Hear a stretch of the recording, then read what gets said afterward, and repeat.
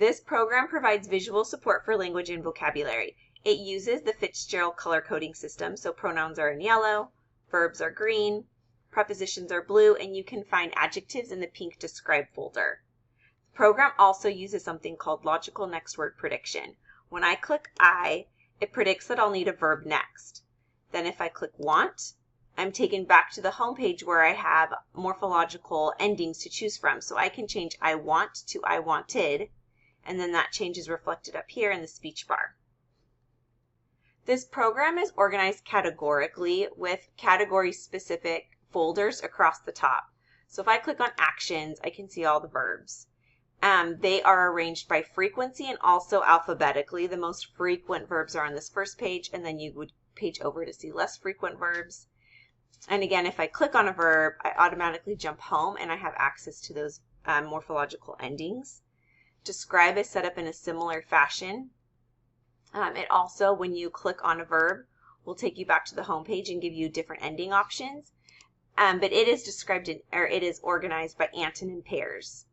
And then both describe and verbs, both those folders, have a to Z function so that you can look at all the adjectives, for example, that start with the letter G.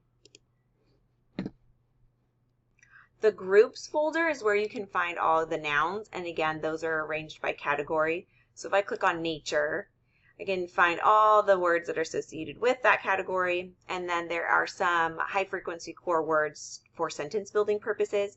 So I could say something like let's clear our speech bar first, and then I could create a sentence.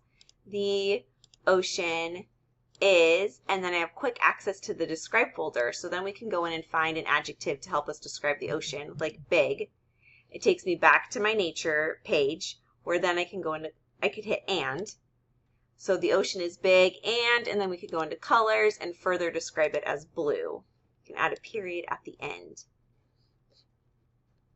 If we were talking about another object or word in our nature folder, like a flower, we could then also describe not only that maybe a flower is pretty or small, we could also talk about where you find flowers.